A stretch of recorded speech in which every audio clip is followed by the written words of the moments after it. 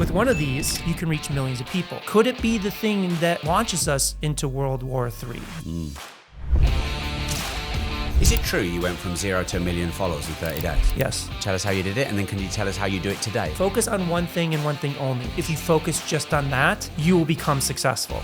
Governments are definitely manipulating these platforms. I'm forced to do that by the algorithm. You're not forced to do it, you choose to do it. All right, I've got a f***ing therapist already. The algorithm is a mirror of you. Will AI wipe out personal brands? Yes, that's where the real scary stuff comes in.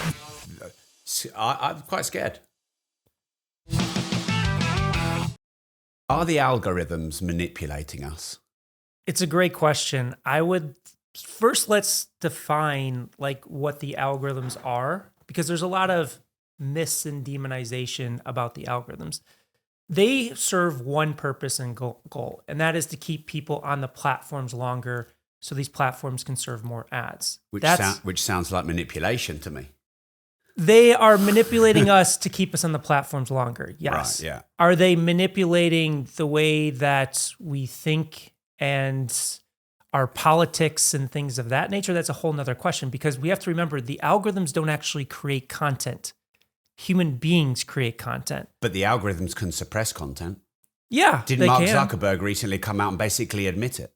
Yes. Yeah. He did. He said at that the behest of the US government. Yeah. However, we have to keep in mind that over 1 billion pieces of content are posted across these platforms every single day.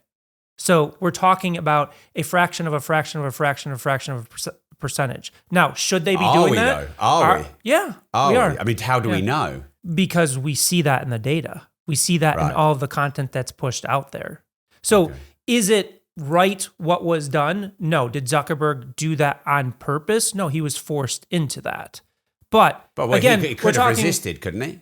It's very difficult to resist the U.S. government and the presidency of the United States to say we're not going to do that, because government regulation and controls come in. So could he have? Does he have a choice in the matter? Yes. But are there consequences with certain choices that you make? Absolutely. Right.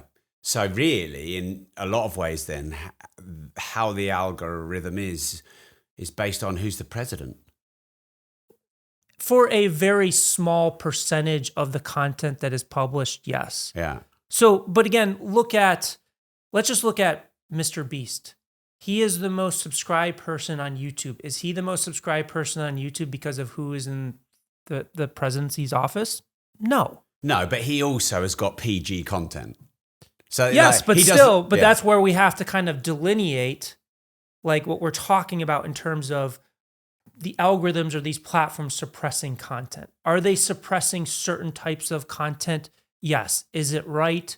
No. We can get into the whole argument about free speech, but we're talking about such a small percentage of the content that is published across these platforms. They are there to manipulate our attention. They are there to manipulate how long we spend on these platforms. That is proven.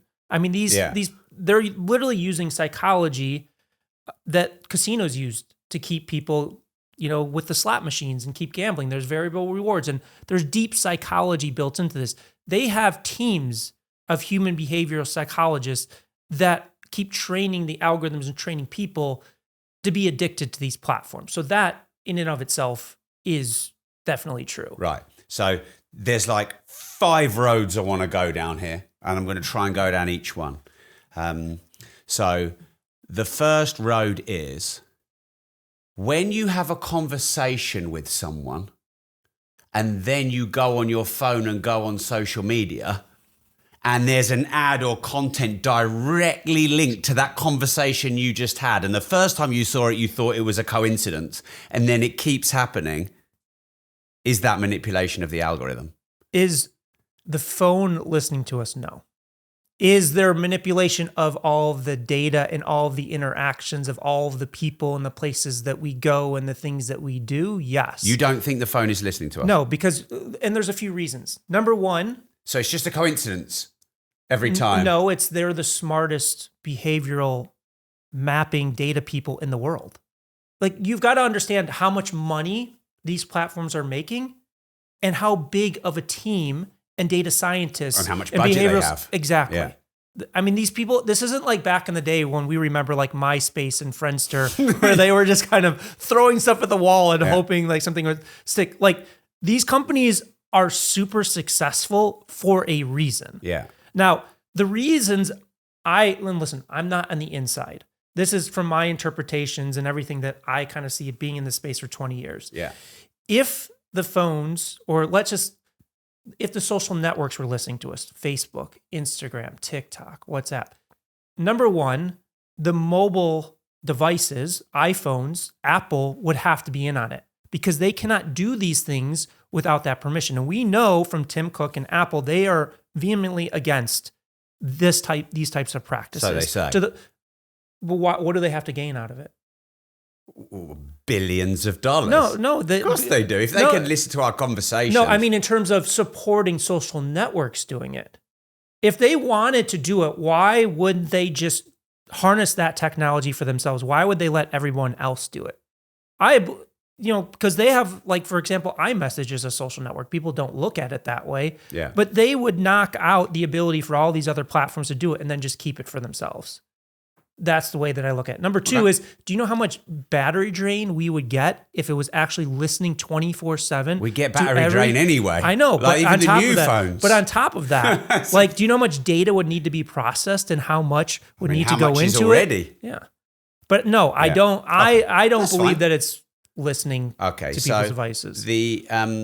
The skeptical part of my brain, based on what's happened to us in humanity over the last 5 years and 6 months, the conversation we were just happening before, I wouldn't be surprised. But that's fair enough. Okay, so the phones aren't listening to us. Okay, next road down the algorithm, though, is whenever you look at anything, you get a load more of that. Yeah. Is that manipulation? Well, it's manipulation to keep you on the platforms longer. Because I'll tell you what pisses me off. Pisses me off when I've followed A, B, C, D, E because I want to, and I'm getting E, F, G, H, I that I don't want just because I stop and have a quick look at why is this being shown on my feed.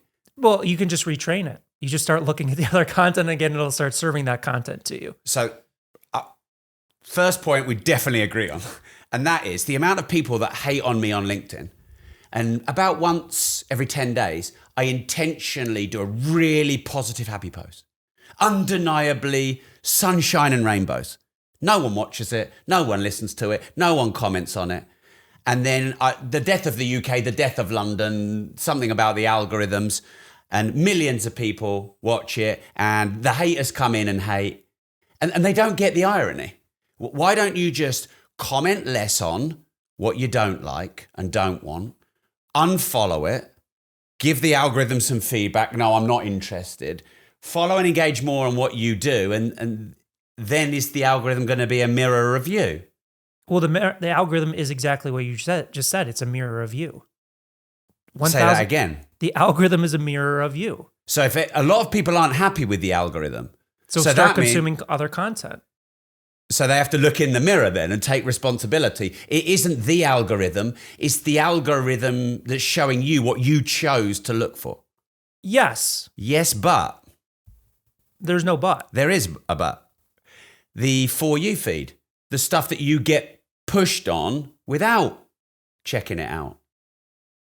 Again, they're pushing things based upon the behaviors that you're implementing on these platforms. So it's not just random. Nothing is random in these platforms. Nothing is random in these platforms. The reality is, again, these platforms are built and designed to make money. And they print cash. Why? They print cash. Yeah. Because they make you addicted to the platform. So why is the algorithm, if it's designed to keep you on the platform longer, going to see content that you don't want to watch? Because it might have an ulterior motive, like whatever party it wants to get in power. But why would it go after that alternative motive instead of printing cash? And again, we have to look at content like Mr. Beast. Why is he the most subscribed person on YouTube? Because he has spent, 15 years mastering it. Yeah, but if it was all about the demonization of humanity and putting people in power I and didn't say political that. motives and things of that nature. And it's not even just his main channel, his philanthropy channel, which he gets a lot of hate from, which is says something about what you were just talking about, has 28 million subscribers. Yeah. But then there's other positive people out there that are having, like there's like channels like The Dodo, which is all about rescuing animals and things of that nature. Yeah. There's people like Mel Robbins and Tony Robbins that have success and attention. So like you said, there is this vortex, and I think we need to look at ourselves as human beings of why are we attracted to the negativity and that polarization of diving into it with our comments and our attention. I just think is that not just human nature? Are we not wired to be more attuned to a threat than a reward? I think you hit it spot on. So if we think about like people think social media is this like brand new invention. Yeah. It's just storytelling at scale. So when was the first story ever told? Probably around some fire. 10,000, 100 about million 50,000 years ago. ago. But what were those stories? They weren't fairy tales. They weren't political conversations. They were stories about survival, how to hunt, what to fear, how to build tribes to protect ourselves. So stories from the very beginning stage of us are built on survival, are built on fear. That's ingrained in the human DNA. Right. So in some levels, it does make sense. Now, the question we have to ask ourselves is, can we evolve beyond that, where that doesn't have to be the core aspect of according to you, we've had 50,000 years, and I don't think we've done very fucking well, have we? We haven't. No. But then maybe it's also cyclical, because I face many dichotomies, demons, existential crises as a creator. Because I used to be an artist, and I think about these things deeply. And I know if I post anything about the death of the UK or how bad a digital ID or a cashless society is, I know I'm going to get millions of views. And on the one hand, I really believe it's fucking important to talk out about these things, because if we don't, then we are going to be completely controlled.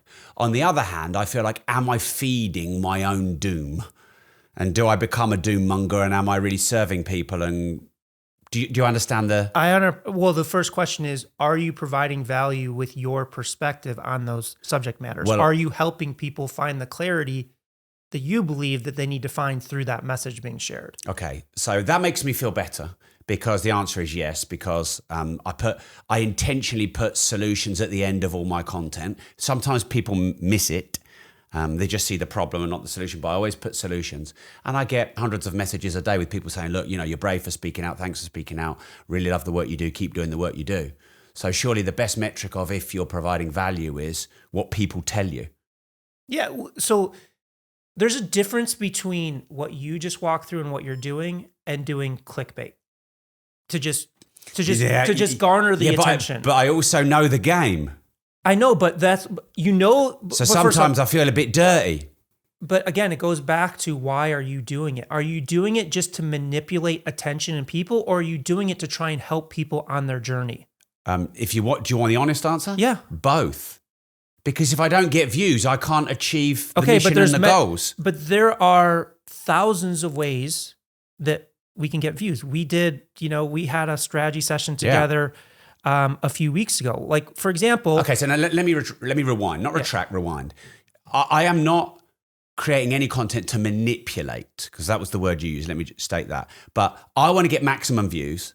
And so I know how to use certain words or images or phrases or themes that will get attention. But that's a form of manipulation. And I'm not saying it's necessarily bad. I'd probably more call it influence than manipulation. Well, it's mass persuasion, which is a form of manipulation. And I'm not saying that in a negative way. Well, yeah, we're kind of getting into semantics. Yeah. Aren't we? I'd have to get in the thesaurus and look at it.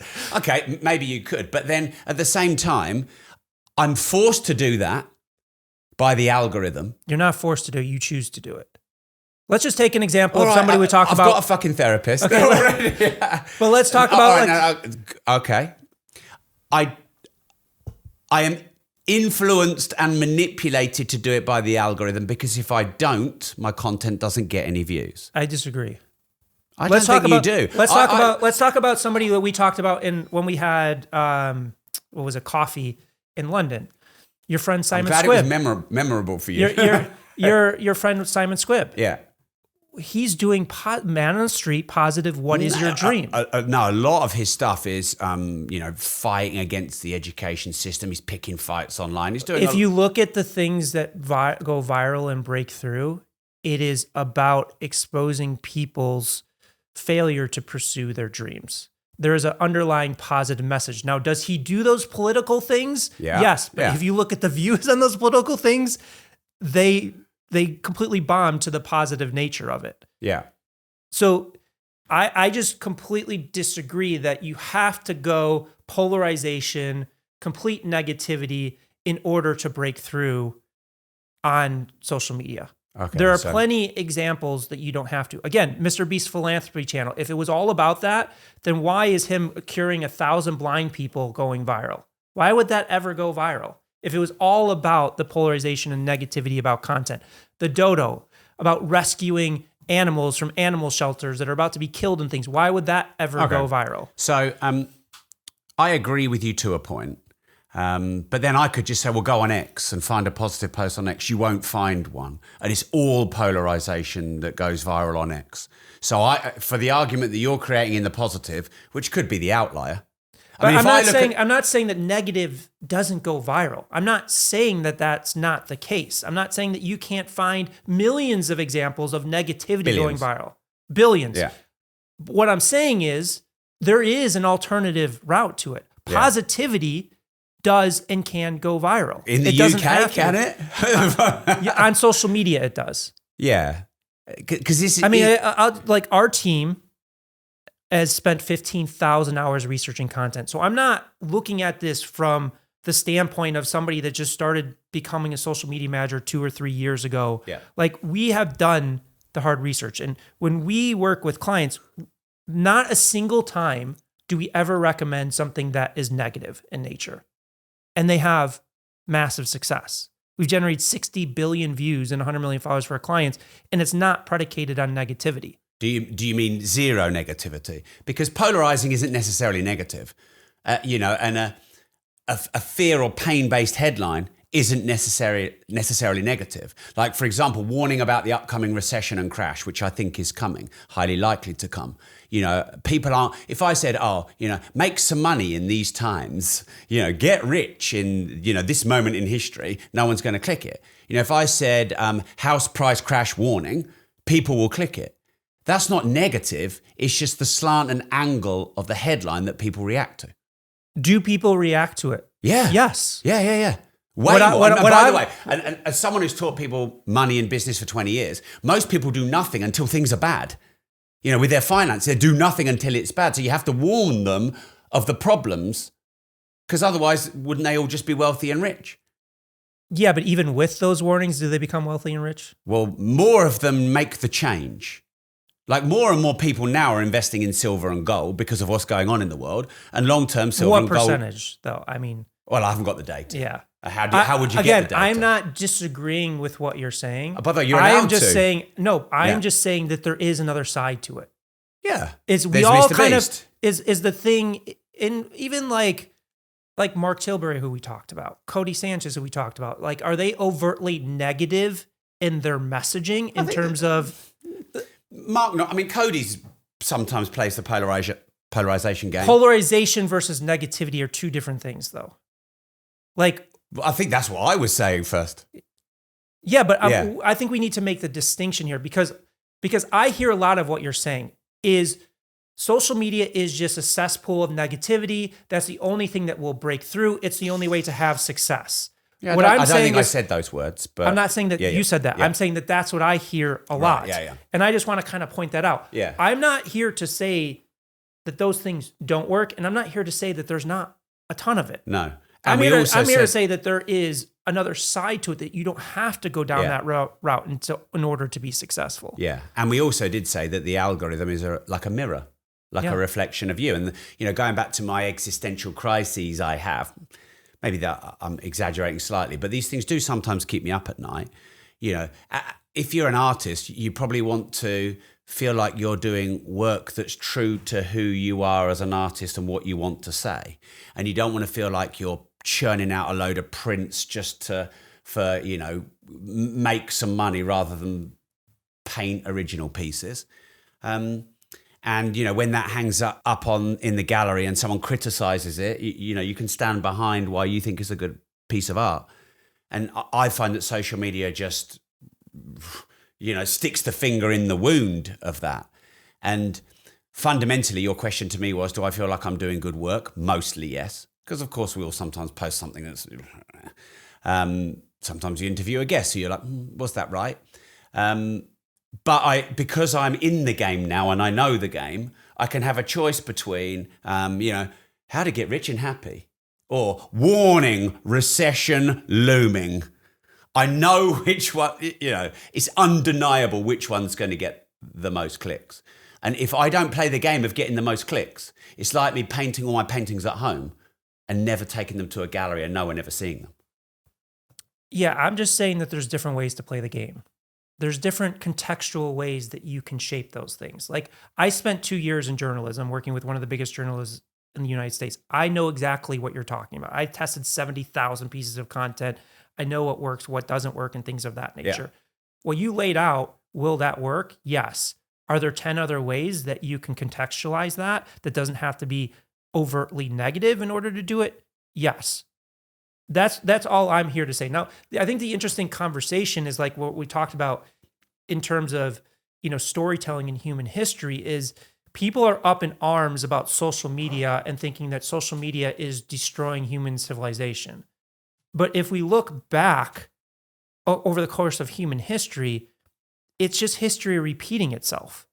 Is again, why do we overtly like negative content? Think about back to the Roman Empire, sitting in the Colosseum, watching people kill themselves or kill each other for entertainment. If we look at what was predating social media, we had like tabloid magazines, we had, news organizations, we had newspapers and magazines that controlled the distribution of what the messages we're talking about were going out into the world. And if we go back in human history, they are doing the same things that you're talking about, manipulating the perception of human behavior, what we think, what we feel, just through other mediums. The only thing that social media has given us is it's truly democratized communication to the masses. Decentralized it. Meaning that any one of us, like you and I here now. Like you and I, like 30 years ago, could we be reaching and talking to as many people without a massive team, a massive budget, a TV deal, and things of that nature? And a huge studio like the BBC. No, we couldn't. And now we can. Yeah. And I think that's a great thing. Yeah. Do you? I think it's an amazing thing if we understand it.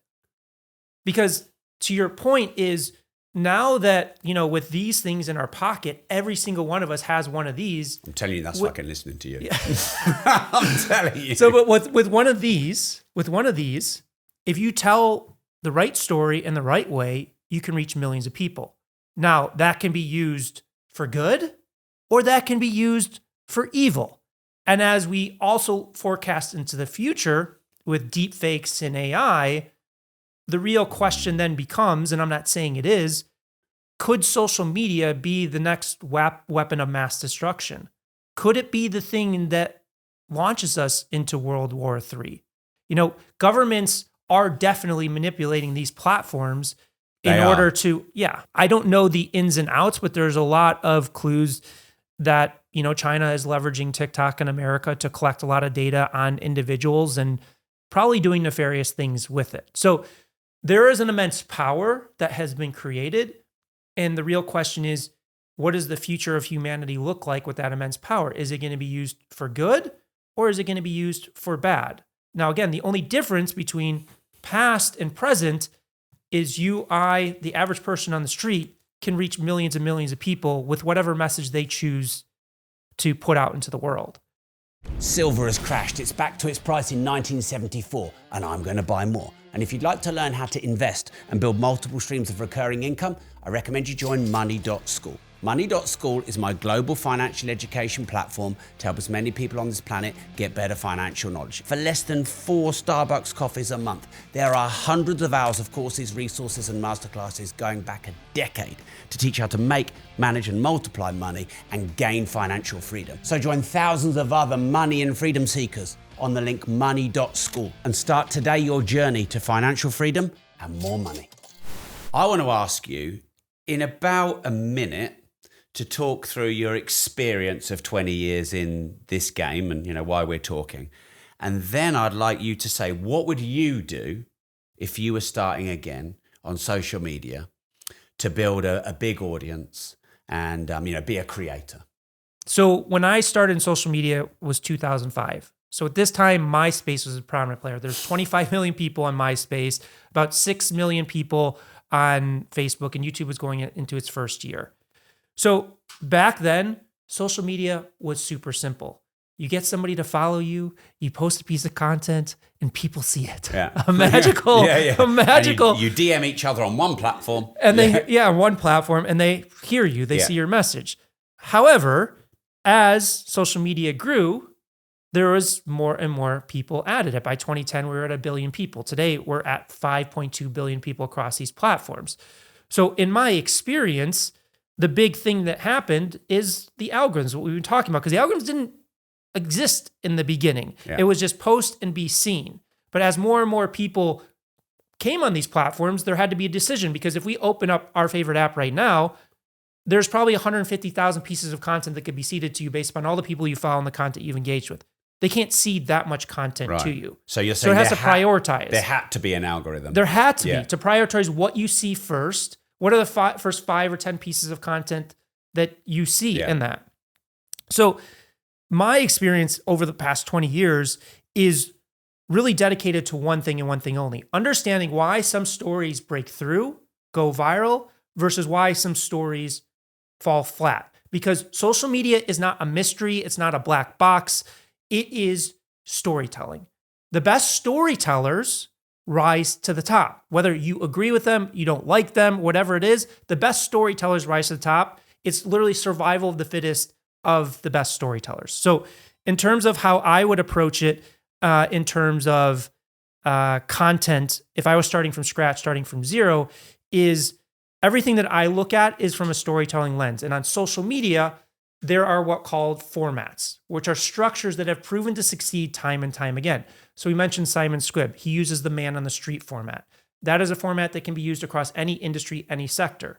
Now, the interesting thing about that format is, the first time that was ever used? Well, you told me, so I'm going to pretend like I don't know, but 1954, the first season of The Tonight Show. Wow. So 70 years ago. Yeah. So this is where, again, it goes back to storytelling, and social media is not something new. It's history repeating itself. It's just a vehicle. Yes. Yeah. So essentially the way that I look at social media and what I would recommend doing is find the format that represents who you are, that's authentic to who you are and the message that you want to represent. And then study it in depthly. What makes that format tick? Because everybody, as they look at social media, they're looking at the iceberg analogy, the tip of the iceberg. They only see the top 1% breaking through, not the 99% of people failing. So for example, at our company, what we would do with Man on the Street is we open up a spreadsheet, we put 20 of the high performers, 20 of the average, and 20 of the low performers. And we've done this specifically with Simon Squibb. And we'll spend about 15 to 20 hours cross-analyzing what's the difference between him using that format and generating millions of views versus him using that format and only generating 100,000 views.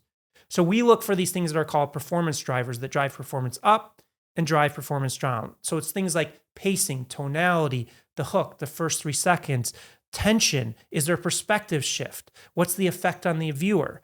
So if you want to start from scratch on social media, focus on one thing and one thing only. How do you become the best storyteller possible? And the best place to start is to find the format that matches the message, matches your communication strengths and weaknesses, and feels authentic to who you are and what you want to represent. Okay. So we've got to know each other. Well, we knew each other a few years ago, but we've connected because from my side, I feel like I want a bit of help to find what is that one style. But I struggle with the one style. I like doing content on the move. I find it quite easy. I don't really like doing scripted content in the studio. I've done a bit of scripted content in the studio and that's blown up. So that makes me want to do more scripted content in the studio. Images work well on Facebook. My shorts can be repurposed on multiple channels. There's like 3 or 4 different styles of shorts we're doing. I did some man on the street. It blew up, but man on the street is some of the highest investment of time to create content. It's difficult with, I'm a busy guy. So I suppose you would look at my content and go, well, I'm doing fucking everything. I don't have a style. Can I still succeed as a creator? Or have I got to create one style? Well, number one, you are succeeding as a creator. So it's just, there's levels to the game. It's like, how good do you want to be? How high do you want to break through? But is the real question. Is there also, who are you as a person and what's the context of your life? I'll give you an example. Yeah. If I go live, I would say 5% of the time I fuck up the content. If I do a 1-minute pre-record, I would say 5% of the time I nail the content. And I don't mean posting it and it getting views. I mean actually just doing it. I did a 1-minute video outside Starbucks and it took me 93 takes. 93 to do a 1-minute video. And in the end, the only reason I fucking finished it is because I'm stubborn.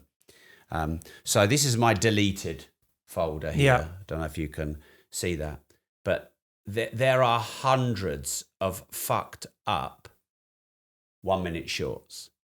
But if I go live now on Facebook, it gets virtually no views. Because Facebook aren't pushing lives anymore. I was getting millions of views a day on lives. They're not pushing lives anymore. So I don't think it's as simple as pick your style, do man on the street, get the best at it. Or maybe it is if you're like that kind of person. But I'm not that kind of person. I don't want to do 93 takes for 1-minute video. You and I here, we're just doing this, we're chatting, it's natural, and we can get 100 clips from this. Do you see what I mean? Yep. But this is a format. This is one of those formats that you can explore, you can express. So you're saying I should do this and nothing else? No, I'm not saying that. I'm saying that find the format that matches what you want to do and master that format. Okay, so for me, live content, but the social media channels, like they're not bothered about live. But why does it have to be live? I'm only answering your question. No, but this is not live. No, but you're changing the context of the question. No, but live is not the format. Well, no, live for me is the format. It's not a format. Because anybody can go live and not use a format. There's different formats within live.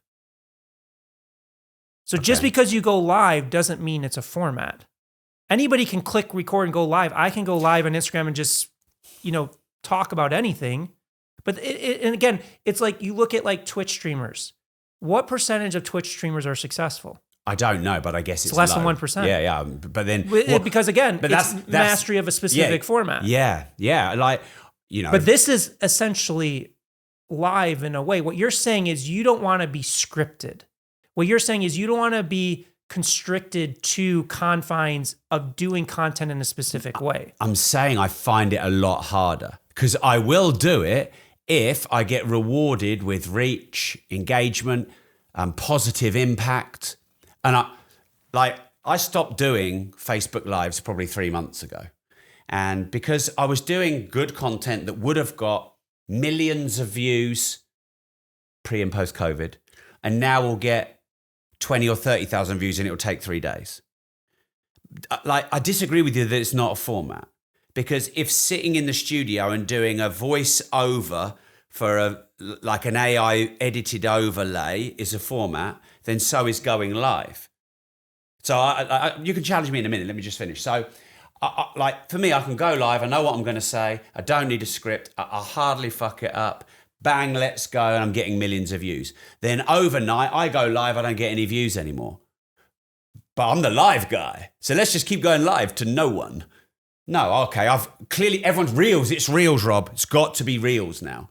Do reels, Rob. My team are, Rob, do reels. You don't understand. It takes me 93 fucking takes to do one reel. And if you did, you wouldn't ask me.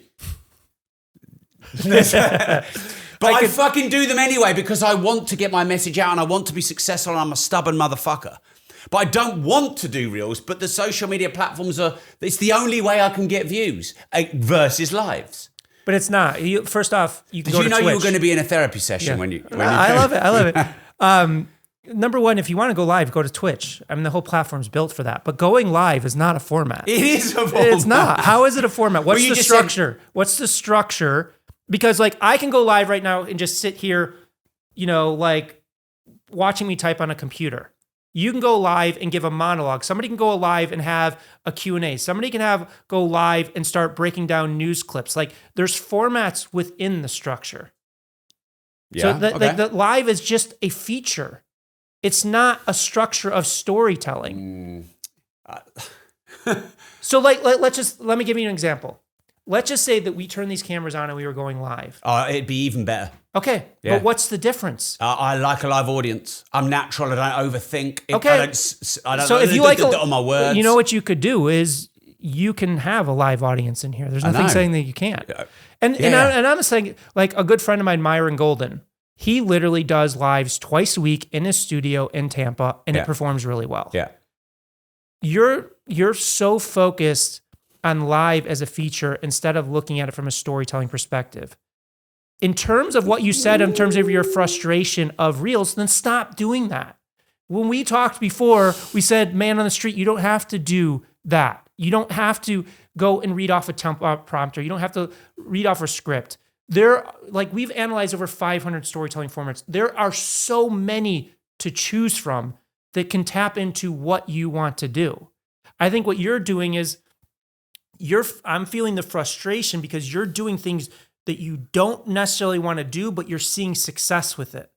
And that I've seen this cycle happen time and time again with content creators. That's kind of like what being an entrepreneur is a lot of the time, isn't it? Yeah, but there's some level of enjoyment there. Otherwise, you wouldn't do it. Yeah, and I'm an entrepreneur too. It's the hardest fucking thing you're going to do in your life. Yeah.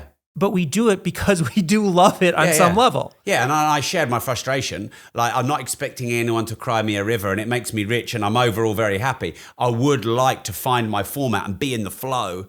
But I love that you're crying me a river because what you are saying can be fixed. There's a solution to it. Well, you don't have to keep doing what you're doing and sit there and do 93 takes. There's no reason you have to do that. Yeah. What's keeping you a prisoner of this is the success that you've seen. Yeah. Success can be a trap. Yes. Yeah. So are you saying, fuck the algorithms, fuck the response, fuck the views, just find your format and go and just have faith and think long term and push through? What I'm saying is ignore and push all those things to the side and focus on how do you become the best storyteller possible. And I promise you, if you focus just on that, you will become successful. Okay. Thank you. I feel like I can do this now. You can do it. Will AI wipe out personal brands and creators? You're seeing more and more faceless content. I unfollowed, I think it was Lad Bible or Unilad, because they're posting a load of stuff now that's just created by AI, and it's just not real to me anymore. I think we have to ask ourselves, what timeline are we talking about here? Are we talking about 5 years from now, 10 years from now, 50 years from now? In the next 5 or 10 years, I don't think so. I think AI, what the biggest decision is going to be that ultimately controls what happens with this is the social media platforms. Are they going to allow 100% AI-driven content? Because didn't YouTube recently ban it? Or? No, the CEO just literally came out and said, why should we penalize content for being 100% AI generated?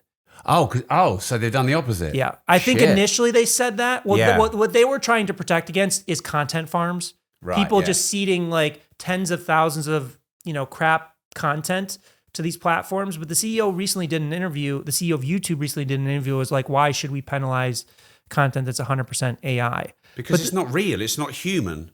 Because we don't know what we're seeing anymore. If it's true, if it's authentic. Okay, well, what about animation movies? Is that real? No. I mean, there's real people writing it. There's real people, the voice actors. And there's the storytelling models behind it. Yeah, I mean, it's a good question. And to be honest, it's just like these platforms will dictate the future of how we interact with this. My personal belief in the next 5 to 10 years, I think that there's always going to be a demand for person, like Yeah. a real person. I think that there will be a demand for AI driven content. Now, if we're thinking 50 years from now, I have no idea. Yeah, because like a piece of content that I've been seeing on my feed a lot is like a supercar and then a horse or a bull or an animal walks all over it, and it's obviously AI. I'm like, get off my feed. But what's going to happen 3 years from now when you can't tell that it's AI? Well, this is why I asked you the question. Yeah. And because when we talk about like social media being a weapon of mass destruction, if you're putting out deep fakes, or even if they master deep fakes, if you're putting out, some type of video of something happening in Ukraine or China or something that triggers people into action, just think about what recently happened with Charlie Kirk's assassination. Imagine a world 3 years from now where we have all of this AI-driven content, and at that point, we can't determine what's real and what's not. That's where the real scary stuff comes in. And that's where it's like these platforms have to make some tough decisions about how they're going to police content that's not real. Now, at the same time... And what's your opinion on that? Like, put a flag in the ground. Should they or shouldn't they police that strongly? I think they have to police it strongly, but I think that there has to be some technology built that controls it on the blockchain in some way. However, let me just point out one other thing. Okay. I see how you're controlling this. No, because this is a major concern. It goes back to your concern about social media in general, is how much fake stuff is being put out there today by real people. Yeah. I mean, there's real people disseminating false information, fake news, things of that nature. Now, what AI does is it makes it a lot more scalable. And quicker. Yeah. And it can be faceless, which means the scammers can hide behind it all. Or you can have a face and somebody that performs at a very high level that looks calm, collected, versus some nut on the other side of the internet where you can totally tell this person has no idea what they're talking about. But the reality is we have a problem with disinformation today. Now, how you police that, it's a challenge because like in America, you have freedom of speech. And it's just like, well, then who's going to be the bearer of... Yeah. You don't really have that in the UK. Yeah. Yeah. But it's scary, and I don't know what the future holds. I think that, at least in our lifetime, I think that there's always going to be a demand for in-person or authentic connection with people, because we still, even coming out post-COVID, because before COVID, you were telling me you guys were doing all of these events. Yeah, post-COVID, 900 days a year. Yeah. Post-COVID, people are coming together. They want to see things in person. They want something real and tangible. Like you look at Taylor Swift's tour, like how many people turned out for that thing because they wanted somebody real? Now, does that mean the next Taylor Swift may be an AI character that people buy in? Yes, but they can't replace that in-person experience and that connection with an actual human being. Yeah. I'm quite scared. Yeah, I mean, it is scary, but there's hope with it too. I mean, it's not all negative. Again, the reality is these platforms has democratized communication to the masses. So we just hope that people with a positive message, people that can transform the world in a positive way, will get the platform to do that now because they have the tools accessible to them. Is it true you went from 0 to 1 million followers in 30 days? Yes. Really? Yeah. And what platform was that? Facebook. Okay. Can you tell us how you did it? And then can you tell us how you do it today if it was different? Yeah. So it's not like I just woke up one morning and did this.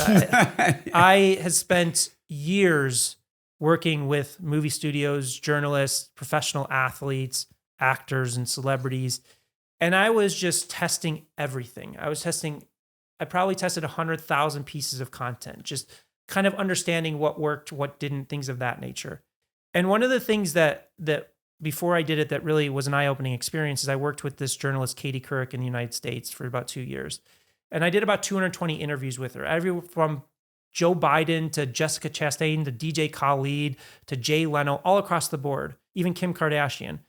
And the fascinating thing that I saw in the data and all the testing is celebrity wasn't moving the needle. It was the underlying story that drove it. Like the most viral video we did was with a guy named Brandon Stanton, the founder of Humans of New York. And over all of those interviews. So it just seeded the idea in my head is like, okay, because when I would talk to people like friends and colleagues and I said, hey, I'm seeing a pattern here. Like you can create an audience from scratch if you're not on TV, if you're not a celebrity or anything. This was back 2015, 2016. So it's not like what it is today where everybody and their mother is talking about social media management and virality and all these hacks and tricks and things. So I just looked at all the data and I said, okay, I'm going to run this experiment of demonstrating that anybody can build an audience in a short period of time. And I thought about, well, who am I going to do it on? And I thought, why not myself? Because I wasn't on TV. I was behind the scenes. So I used it purely as an experiment. I didn't use it to turn myself into an influencer. So I leveraged everything that we talked about. I identified the formats, I identified the structures. And over the course of 30 days, I just kept testing, refining, different content, different messages and things of that nature. So for me, I was testing like podcast clips, motivational quotes, certain formats about talking heads and things of that nature. For me to test what it would take from people starting from scratch to build 1 million followers in such a short period of time. So it wasn't like I had this grandmaster plan that I'm going to turn myself in the influencer of this specific niche or space. But to your latter question of how anybody can build an audience is spend as much time as possible identifying your format, researching and analyzing that format, and getting good at storytelling through that. And if you do that, you could probably scale faster than I can. Like I know somebody, I think a friend of mine used the man on the street format for photography, and he had already been successful on TikTok, but he took those videos onto YouTube. Alex Stemp. Yeah. So he built an audience of 20 million people. Yeah, I think he did it really quickly. Yeah. So he's a good friend, and we've done some work with him. But when YouTube Shorts first came out, I think he generated 1 million subscribers on YouTube Shorts using his pre-existing content of that in like 10 or 14 days. It was something crazy. Well, when Mark Tilbury, when back in the Clubhouse days, he did this format where he'd put like a wig on or something. And 2 characters, 1 light bulb, we call it. Yeah. What's it called? We call it 2 characters, 1 light bulb. So to explain to everybody, you play 2 different characters. Yeah, and because then everyone was copying him. But of course, he wasn't the first to do it, although would like to say he was. But yeah, that character blew him up. Yeah. And then once he'd blown up on one platform, which was TikTok, he was able to convert that over to YouTube.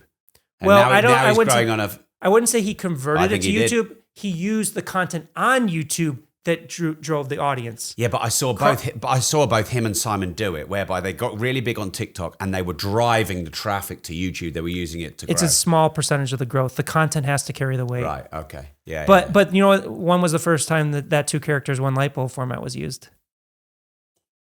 1400 BC. 1920s by a comedian, Buster Keaton. Right. But you know who did it that most people will know is Mike Myers in Austin Powers. Yeah. Where he played Austin Powers and Dr. Evil. Yeah. So again, it's history repeating itself. People like to think that social media is this brand new thing. Yeah. But it's just pure storytelling. So in addition to mastering one format, what else can we do to grow as a creator or leveraging social media? I would say it's interesting. I would say kind of a little bit what we talked about is understanding human behavior, understanding, communication and connection. Because why do people buy into creators is because they feel some type of connection to them. So I'll give you an example. Is when I was first starting on social media, it was like 2007, 2008, there was like an article in Variety magazine that came out where they polled teenagers of who their favorite celebrity was. And like 4 or 5 of the top ones were YouTubers at the time, above like Leonardo DiCaprio, Robert Downey Jr. Why? Because there's a big difference between when you watch somebody on film in a passive experience versus when you're watching somebody on social media where it feels more active, it feels more intimate. One of the biggest mistakes. You feel more connected to them. Yeah. So I worked with Taylor Swift very early on in her career. And one of the things that is the reason for her success, and it's not because of anybody else, it's because of her, is she realized that social media is a one-to-one platform. People think it's a one-to-many, but it's one-to-one. So you think about when we are consuming social media, we're on the train, we're on the bus, we're on the couch. We're not sitting in a stadium, we're not sitting in a movie theater. So the more that you can understand how to communicate and connect with that single individual on the other side of the screen and realize you're not speaking to a stadium, you're not speaking to millions of people, but you're connecting to one person, you're building that relationship with them. That's when things really start to break through. Yeah. Yeah, because I remember when I launched my podcast, it was really weird because people would come up to me and say, Rob, I feel like I know you, because they'd consumed 10 or 20 or 30 hours of listening to me through their own choice as opposed to being slammed an ad. And it completely makes sense to me now why people connect more with creators than they do movie stars. Yeah. Because, movie stars are, but it's they're also very distant. You don't feel like you know a movie star. You feel like you know a creator. But also the way that this format is set up, and only when it's successful, and you're successful with it, it feels like you're in the room listening into a conversation. It feels like you're there. The podcasts that are not successful, it just feels like an interview. Yes. This is what makes Joe Rogan so successful, is like it feels like you're literally in the room with him. And the same thing with this. It feels like you're in the room with you. That's why they have that deep connection with you. It's not just the amount of hours they spend with you, which is a contributing factor, but it's the environment, it's the experience that you create within this format that allows that to happen. Thank you. How important is attention? They used to say a few years ago, it's the attention economy. How important is it? It's everything. Okay, so should we go and create a criminal offense in order to get attention? No, I said attention is everything. How you get attention, there's different ways that you can get attention. Right, and we've talked in depth about this. I lean toward doing the positive ways of capturing attention, choosing formats where you're spreading positivity, you're motivating, you're connecting with people. You're not, using clickbait or negativity on purpose in order to manipulate them. Yeah. But attention is everything, because no matter what business, no matter what industry you're in, if you're not gaining the attention, your competitors are.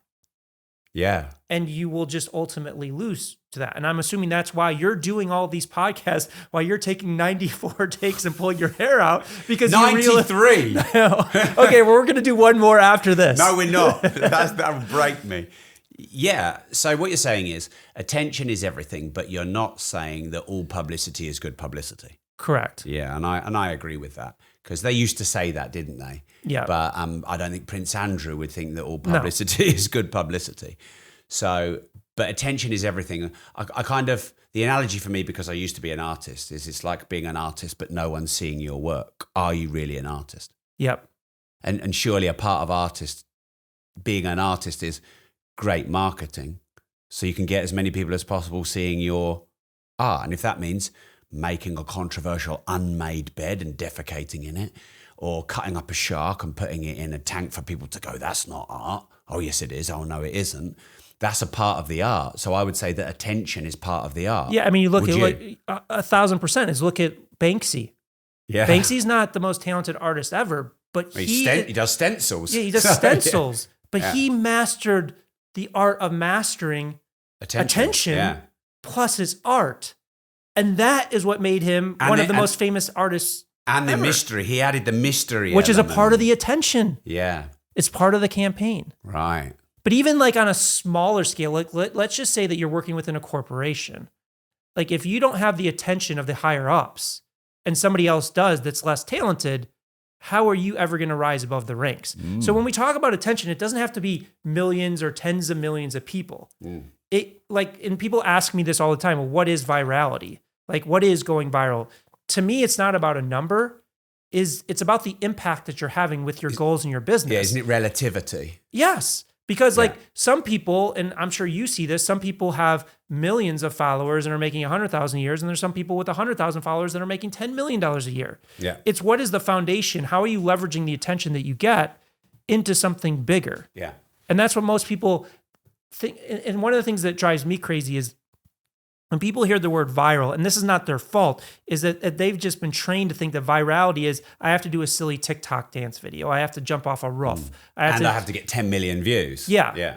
When in reality is anything goes viral. Taxes go viral. Insurance goes viral. Warranties goes viral. Real estate goes viral.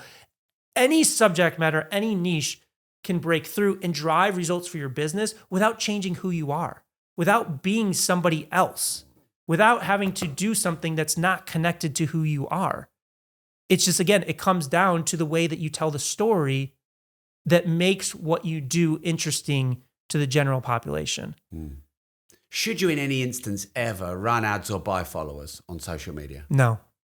You shouldn't. You should never buy fake followers, bots, or any of those things.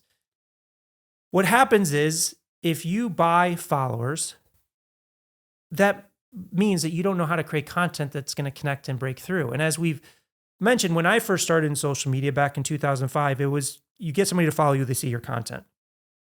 Today, there's no free wins. Just because somebody subscribes, somebody follows your account, doesn't mean they're going to see your content. Some people will buy followers because they want to get exposure on a podcast, on a stage, or things of that nature. I don't recommend buying it, but if you're going to leverage it for something bigger and you just have the understanding your content's not going to break through, then that's a consideration you can have, but I don't recommend it. What I would recommend is just spend the time to get good as a storyteller, because again, all the followers in the world are not going to be anything if you don't know how to tell stories that break through, if you don't know how to connect. And then what about you create content on platforms and then you like run ads to them or you boost them, because there's those features, isn't there? So I would never run an ad on an underperforming post. Right. What I do sometimes recommend with certain clients is if, let's say you get a video that gets 500,000 views, 1 million views, 10 million views, and it's driving leads for your business. You know, you're seeing tangible results and the video plateaus. Then you can put paid ads behind it to continue that growth if it's driving the business results for who you are. Right. So that practice can work extremely well if you're doing it behind content that's already proven to work, because all ads do, all boosting does is skip the line in the algorithm. It doesn't force people to stop and watch it. Yeah, okay. Yeah, that's interesting. But paid advertising is a very, very powerful tool if it's leveraged right. Yeah. Okay.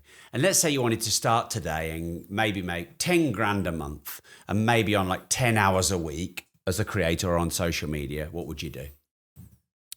For me in my business, you probably have a different expertise and background. I would just create a service-based business, like consult in some way.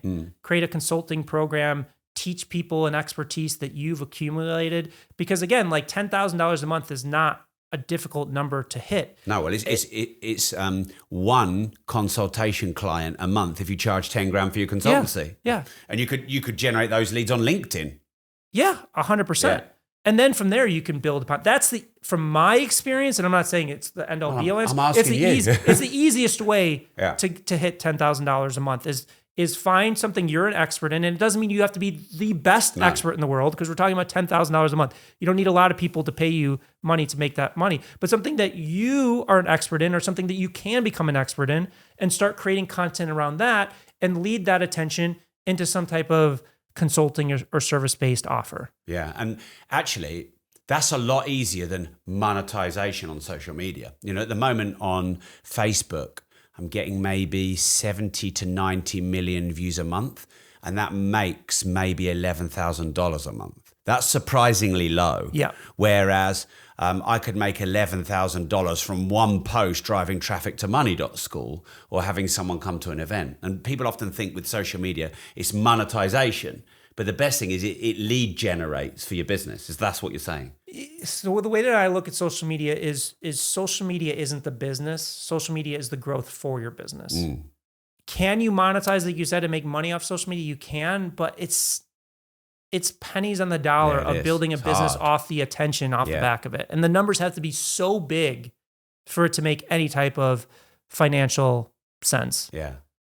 So I've never asked this question on my podcast before, but is there anything I haven't asked you that I should, or is there anything, a subject matter that you want to discuss while you're here? I think the big thing that I want to reinforce, because I saw the frustration that you had, and I've had this frustration myself, is I just implore people, don't do something because it drives success. Do something because it feels authentic to who you are, and you're going to enjoy at some level. Obviously, it's going to be hard. There's hard work involved, but find a way to express the message that you enjoy. Don't try to be somebody else. Don't do something because you saw somebody else go viral with it.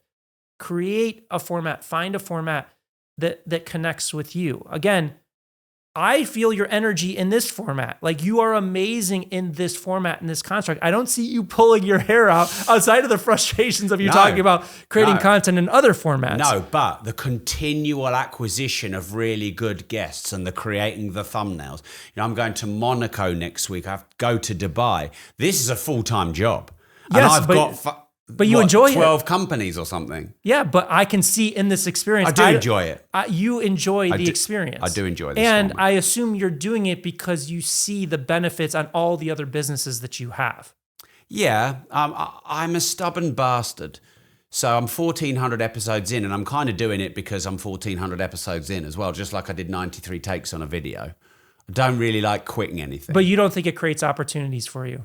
Oh, this definitely creates opportunities for me, masses of opportunities. Yeah. 26 billionaires I've interviewed, amazing people I've met. I've done loads of business. However, this is called Disruptors, and I've interviewed Andrew Tate and Bonnie Blue and Nigel Farage and Jordan Peterson and Brendan Kane.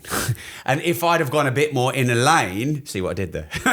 If I'd gone a bit more in a lane and a bit more in a niche, it probably could have served my business better financially. But aren't you doing that now? How do you mean?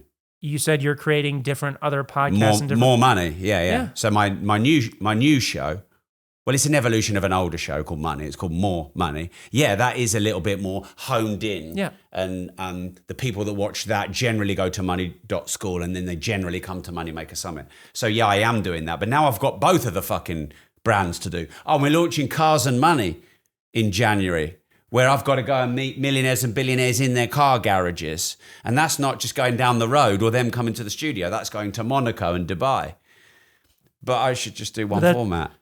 Well, you are doing one format in this context. Yeah. But a lot of different again, times. Like there's two ways to look at it. Way number one, everything. This Disruptors is the tip of the spear of the awareness model for you. And you take that awareness model into these sub-niche podcasts. Yeah. Or the other perspective is... That's what it is. Or the other perspective is, you can just stop this. Nobody's forcing you to do it. Nobody is putting a gun to your head and saying you have to do it. But I think you actually enjoy this. And I think that there's a lot more opportunity that comes out of this, and the frustration is holding you back from... And I get it. I get frustrated too. I'm not sitting here and saying that I don't get frustrated with creating content. I'm not feeling any judgment. And even if there was, it wouldn't bother me. But you've hit on some points. Like, no, I don't have to do this. And actually, we have been thinking about ending this on the 10-year anniversary. Just going like, in a boxer wins a world championship, and instead of carrying on and becoming a journeyman and becoming a cabbage, just peak and fuck off. We are actually thinking about that, especially if our other brands blow up. I originally designed this brand to be a completely separate brand from all my companies. And that's why I've not really used it other than for the attention and getting hundreds of millions of views a month.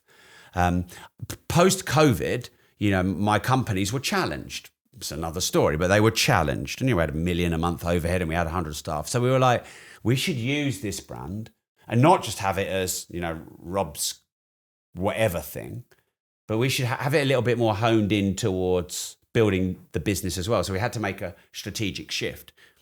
Because there is a third option, just carry on doing it and do what the fuck I want. Interview who the fuck I want. Say and do what the fuck I want. And there's something to be said for that. Yeah. I mean, that's what Rogan does. Like, he doesn't care. He just interviews it. He does it because he enjoys doing it. And that shows up authentically. I guess the paradox is often when you just do it purely authentically, that is the best way to get to the top. Let me ask you this. It's a bit random, but I wanted to talk about it. Did you watch my Andrew Tate, Bonnie Blue I watched parts of it, yes. Yeah, okay. So what did you think about that? And how does that link to algorithms? And, that's my most talked about show at the moment. What did you think? I mean, I think it's, number one, it's brilliant from a hook perspective to bring two completely polar opposites of perspectives together in the same room. And again, I think that the reason it works is not because it's not just because you have Andrew Tate and Bonnie Blue, Because how many times have both of them been interviewed?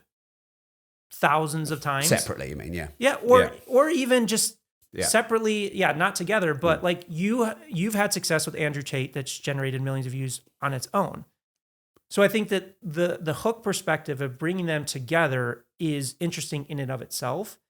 But again, I think that the reason that it works in the confines of you hosting it on this podcast is not because they're in the room, but the environment that you created to open up that conversation and the questions that you asked is the reason it made it successful. Because I just want to point that out. I think that some people have this false mindset that, if I had Bonnie Blue and Andrew Tate in the room, I would get millions of views on that interview. They wouldn't. Because they wouldn't know how to manage that, how to create that experience within the confines of what? A format. So that's what I think from a hook perspective, I think it's brilliant. And I think the reason it worked is one, because you had these two polar opposites coming together, but two, because you executed it in such a way that just built the tension in such a way that kept the retention of what the algorithm was looking for. Right. Yeah, because we had awful issues with demonetization on that. And, I don't need the money. I mean, I want the money, but I don't need the money. But worse for me, for the demonetization, is the restriction in views you get. We had all sorts of fuckery with that. We were getting about 35% click-through on the thumbnail. And anyone who knows anything, that you just don't get that. Yeah. You're normally happy with 6 or 7 or 8 or whatever. So the algorithms do kind of have some control. Well, you have to look at it again from a business perspective. Demonetization comes into play because, and I was a part of this, so I helped build one of the first advertising companies for TrueView when it first launched YouTube's ad platform. And it was the Wild West before. And I don't know if you remember what happened, but YouTube was promising brand safety.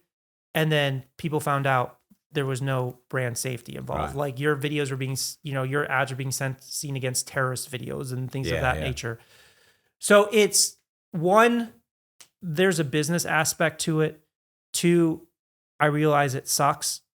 3, it's a very difficult problem to solve. When you think about the volume of content across these platforms and how they have to protect not necessarily the audience, but how they have to protect their core business model, which is the brands and advertisers that need to feel safe promoting on it. That's where the demonetization comes in. I can't speak specifically to how demonetization impacts reach, which I'm assuming it makes sense that it would. I don't know. It definitely does. I don't know the ins and outs of it, but it sucks. But at some level, like they're dealing with such a massive scalability problem and they have to protect the underlying core asset of their business. I don't think it's a reason of inhibiting free speech. I'll tell you that. I don't think they're suppressing it because they don't want Andrew Tate and Bonnie Blue to spread their message. So you don't think it's the Matrix and all that stuff? You don't buy into that? Living in a simulation, I think that's a whole nother podcast. Maybe that's our round 2 sometime. Yeah, you know what? I don't mind saying this because, in the world of content, when anyone gets demonetized or they think they're shadow banned or deplatformed and they lash out at the platforms, it's their platform. Yeah. If someone comes into my living room, if their shoes are muddy, I'd like them to take them off. I don't want them to come into my living room and bitch about me and take a piss in the plant pot because it's my living room. And if it's on YouTube, I kind of, it's YouTube, it's their platform. I can always go to Rumble. I get that. But it did fuck me off as well. Yeah. I mean, because I took a lot of fucking risk doing that episode. Yeah. But I mean, it paid off and not as much as you would like, but it still was wildly successful. Yeah. And maybe it was more successful than I thought. You don't know, do you? Yeah. And, you always have, because we saw the demonetization, we saw what we had to do to try and change it. And then we had to edit it to get it through. And then therefore, we had to take out some of the stuff that, it was a lot. I mean, just think of YouTube as a big television network that you have access to upload. Like, what would you have to go through to try and get that interview on television? It would be a lot worse to get it on there, and the reach would be a lot less. Now, I think you bring up a good point. 99% of people that I run across that think they're being shadow banned are not. No, they're not. Their content just isn't right. Yeah. And it's not about that. It's not about them. It's not that their message isn't sexy enough or uninteresting enough. It's the way that they're delivering it that's causing it to fall flat. Right. But I think that there's an over reliance on this excuse of shadow shadow banned. banning and it's suppressing my reach on purpose to get me to boost my posts. It's not those things. I'm not going to say it never happens, because when we started the conversation, there was some of that was happening, especially when we were talking about COVID and vaccines and the Hunter Biden laptop and all those things that have now come out that the U.S. government was causing that content to be suppressed. But I assume that 99% of people creating content are not creating content around those subject matters. Yeah. So you want to tell everyone what you do, where to follow you? So I founded a company, HookPoint, and we do exactly what we talked about, is we match people with their ideal format. And basically we do all the analysis. We've spent, as I mentioned, 15,000 hours analyzing over 500 formats. So we match people with their perfect format. They can learn more about it at hookpoint.com. They can get a free copy of my book that breaks this all down if they go to hookpoint.com/disruptors. So for people listening to the podcast, and then they can follow me on Instagram at Brendan Kane. They can DM me on Instagram, LinkedIn. I check my DMs and things like that. Okay, so Brendan with an A and Kane with a K. Yeah, BrendanKane. I'd just like to be clear on these things. And then it's hookpoint.com/disruptors. Yeah. I like what you did there. I didn't know you'd done a special. Yeah. Off. That's kind, because that's like this book. That's a proper book, isn't it? It's not just this book took like 3 years to write. It's not. Yeah. And literally go to Amazon and see, we're actually selling the book. You're getting it for free. It's not like some magical ebook that we just whipped up with ChatGPT. Yeah. Excellent. Brendan, thanks for coming on the show. Enjoyed it. Thanks for having me. All right.